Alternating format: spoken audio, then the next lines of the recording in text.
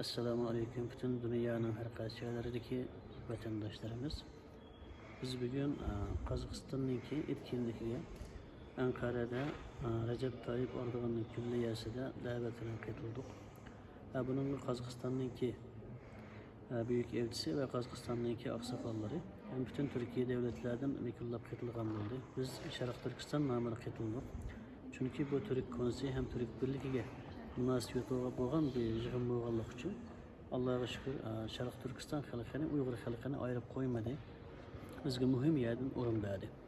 Biz o yerde Kazakistan'daki yani Uygurlar bilen yani bazı Kazak kardeşlerimizdenki küçük bir tartışmanın boğanlığı.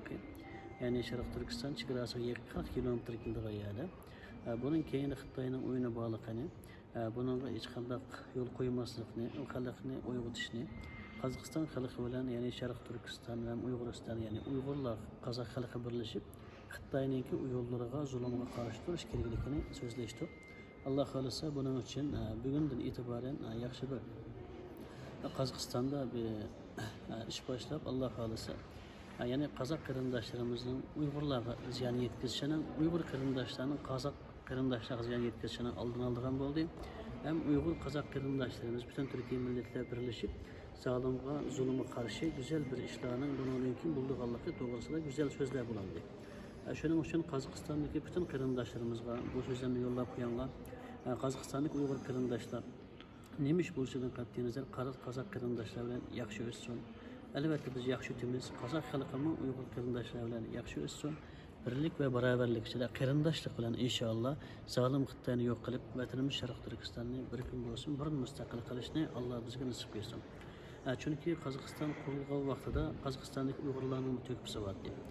Tarixda Sharq Turkiston Cumhuriyeti, Sharq Turkiston Islom Cumhuriyeti qurilgan vaqtida mu u yer Qozoq qarindoshlarimizning to'kpisi bor edi. Ko'k bayroqni ko'tarib, zalim Xitoyga qarshi urushgan. Hem Kırgızistan mı, Özbekistan mı, bütün Türkiye devletler şu şekilde kurulgan, hatta Türkiye mi şu. Bunun için ki Şarkı Türkistan müstakil buluş için bütün Türkiye milletler yanımızda buluş gerek.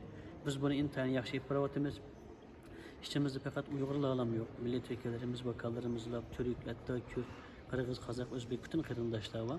İnşallah biz Türk birlikini kısa müddet içinde berpa qildik. Bazı az gana bir maddi qiyinchiligimiz var. İnşallah bunu hal qilamiz. Allah xolisa yaqin muddatda vatanimiz Sharq Turkistonni mustaqil qilamiz.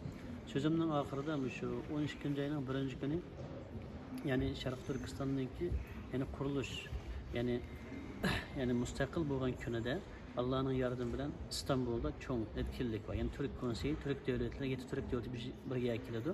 Yani bu etkinlikninki, bu büyük yığılışninki vatanımız Şarkı Türkistan'ın müstakillik günü uğurlaştırılışı bu adiyet işlemez qarindoshlar. Bu işin arkasında sizi bilmeydiğin, biz bildiğin nurgun güzel işler var.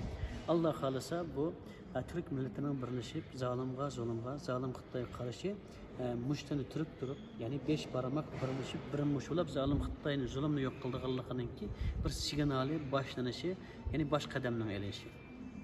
Shuning uchun dunyodagi har qaysi millatlarningki, yani Türkiye milletleri bilan texdimi yaqin o'tayli. O'zbek, Qirg'iz, Qozoq qarindoshlar bilan Turk qarindoshlar texdimi yaqin o'tayli. Bir bo'layli, bir ve beraber bo'lib, birlik ichida vatanimizni mustaqil qilish uchun bütün Uyg'urlar tayyorlik qilayli. Assalomu alaykum va rahmatulloh.